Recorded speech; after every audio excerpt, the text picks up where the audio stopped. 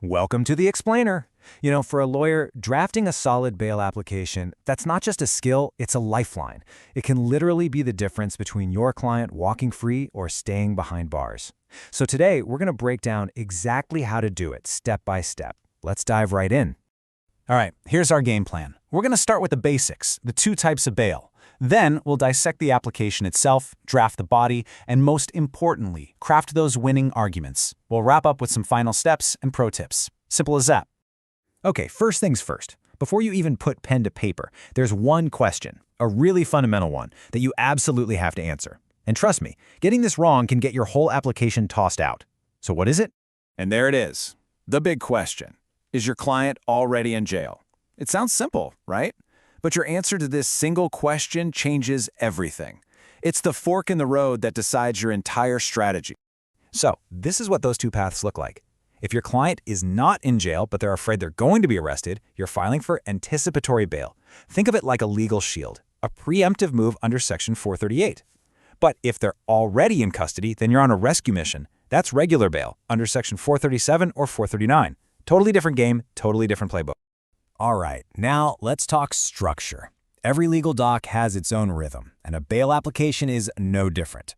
We're going to start at the very top with what's called the cause title. It's basically the formal heading, and getting this part perfect is non-negotiable. It's the court's first impression of your work. So here are the absolute essentials for that opening. You've got the name of the court, the case or application number, who your client is, the applicant, and then versus the state. Pretty straightforward, right? This is just setting the stage, telling the court exactly who's involved and where we are. Now this is where a tiny mistake can cause a massive headache. A simple typo in your client's name, their father's name, or their address, well, that can mean that jail authorities refuse to release them even after you've got the bail order. Seriously, the name on the order has to match their official ID perfectly. So check it, then check it again against an ID. It's that important. Okay. Right after you list the parties, you give the court a quick snapshot of the case. I'm talking FIR number, police station, and the exact sections of law they're charged under. And if you're appealing a rejection, you put those details in too. It gets the judge up to speed in like 10 seconds. All right, with the formalities out of the way, we get to the good part, the body of the application. This is where you stop listing facts and start building a narrative. This is where you tell your client's story. The best way to think about this is like a 3-act play.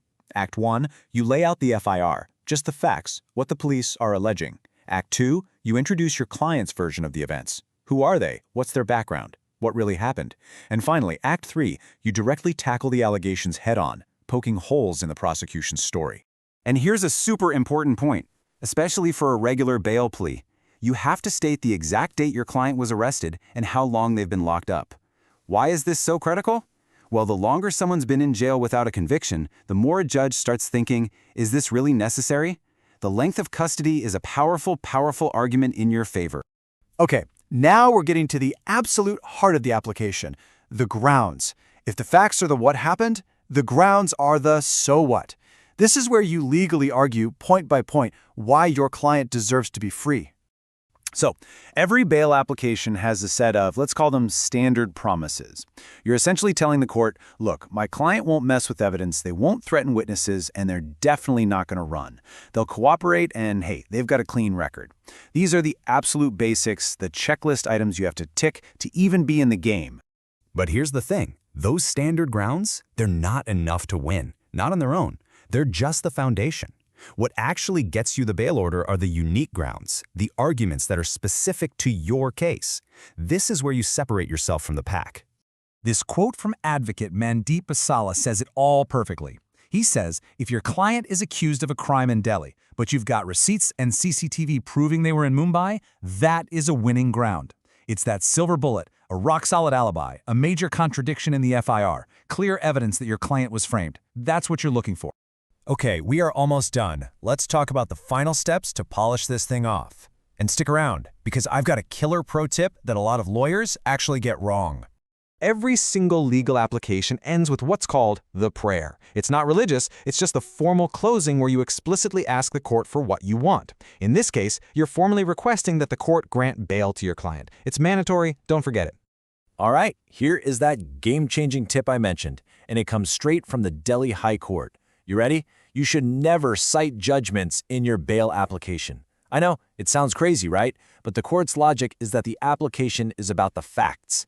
Clogging it up with case law just makes it a long, bulky mess and buries your actual story. So what's the right way to do it? Simple. Keep your draft clean and focused on your client's story and your grounds. Then, when you're on your feet arguing in court, you have printouts of the relevant judgments ready to hand over to the courtmaster. It's so much more effective and, honestly, it shows the judge you know what you're doing. Okay, last thing before you file. You need to put your whole packet together. Here's the final checklist. You've got the main application itself, a supporting affidavit, which is a sworn statement. Your annexers, that's your evidence, like the FIR copy. ID proof for whoever signed the affidavit. And of course, your vakalatnama, which is just the doc that says you're the lawyer on record. Get all this together, and you're ready to go. So there you have it. That's the blueprint. You can see a winning bail application isn't about throwing everything at the wall to see what sticks. It's about being sharp, logical, and persuasive. It's about finding that one unique argument that unlocks the door. So the real question is, what's yours going to be? Welcome to the explainer. You know, for a lawyer, drafting a solid bail application, that's not just a skill, it's a lifeline. It can literally be the difference between your client walking free or staying behind bars. So today, we're going to break down exactly how to do it step by step. Let's dive right in. All right, here's our game plan. We're going to start with the basics, the two types of bail. Then we'll dissect the application itself, draft the body, and most importantly, craft those winning arguments. We'll wrap up with some final steps and pro tips. Simple as that. Okay, first things first. Before you even put pen to paper, there's one question, a really fundamental one, that you absolutely have to answer. And trust me, getting this wrong can get your whole application tossed out. So what is it? And there it is, the big question. Is your client already in jail? It sounds simple, right? But your answer to this single question changes everything.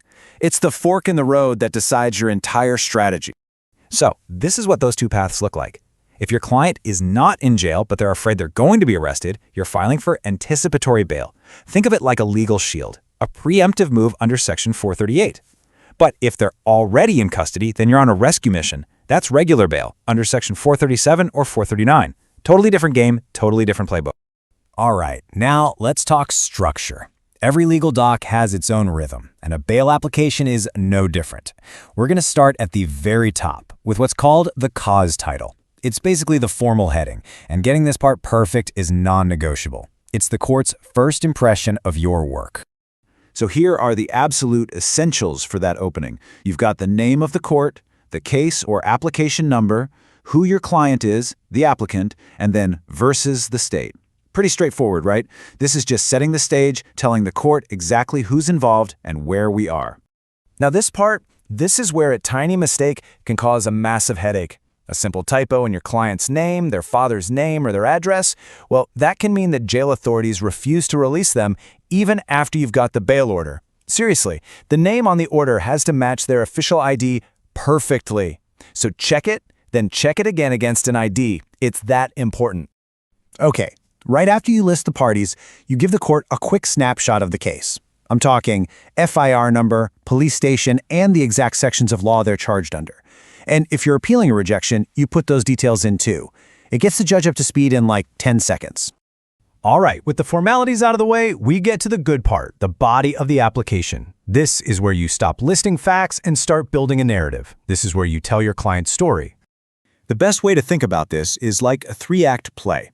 Act 1, you lay out the FIR, just the facts, what the police are alleging. Act 2, you introduce your client's version of the events. Who are they? What's their background? What really happened? And finally, Act 3, you directly tackle the allegations head-on, poking holes in the prosecution's story. And here's a super important point, especially for a regular bail plea. You have to state the exact date your client was arrested and how long they've been locked up. Why is this so critical? Well, the longer someone's been in jail without a conviction, the more a judge starts thinking, is this really necessary? The length of custody is a powerful, powerful argument in your favor. Okay, now we're getting to the absolute heart of the application, the grounds. If the facts are the what happened, the grounds are the so what. This is where you legally argue point by point why your client deserves to be free. So, every bail application has a set of, let's call them standard promises. You're essentially telling the court, look, my client won't mess with evidence, they won't threaten witnesses, and they're definitely not going to run. They'll cooperate, and hey, they've got a clean record. These are the absolute basics, the checklist items you have to tick to even be in the game. But here's the thing. Those standard grounds, they're not enough to win. Not on their own. They're just the foundation. What actually gets you the bail order are the unique grounds, the arguments that are specific to your case. This is where you separate yourself from the pack. This quote from advocate Mandeep Basala says it all perfectly. He says, if your client is accused of a crime in Delhi, but you've got receipts and CCTV proving they were in Mumbai, that is a winning ground. It's that silver bullet, a rock-solid alibi, a major contradiction in the FIR, clear evidence that your client was framed. That's what you're looking for. Okay, we are almost done. Let's talk about the final steps to polish this thing off. And stick around, because I've got a killer pro tip that a lot of lawyers actually get wrong. Every single legal application ends with what's called the prayer. It's not religious, it's just the formal closing where you explicitly ask the court for what you want. In this case, you're formally requesting that the court grant bail to your client. It's mandatory, don't forget it. All right, here is that game-changing tip I mentioned, and it comes straight from the Delhi High Court. You ready? You should never cite judgments in your bail application. I know, it sounds crazy, right? But the court's logic is that the application is about the facts. Clogging it up with case law just makes it a long, bulky mess and buries your actual story. So what's the right way to do it? Simple. Keep your draft clean and focused on your client's story and your grounds. Then, when you're on your feet arguing in court, you have printouts of the relevant judgments ready to hand over to the courtmaster. It's so much more effective and, honestly, it shows the judge you know what you're doing. Okay, last thing before you file. You need to put your whole packet together. Here's the final checklist. You've got the main application itself, a supporting affidavit, which is a sworn statement. Your annexers, that's your evidence, like the FIR copy. ID proof for whoever signed the affidavit. And of course, your vakalatnama, which is just the doc that says you're the lawyer on record. Get all this together, and you're ready to go. So there you have it. That's the blueprint. You can see a winning bail application isn't about throwing everything at the wall to see what sticks. It's about being sharp, logical, and persuasive. It's about finding that one unique argument that unlocks the door. So the real question is, what's yours going to be?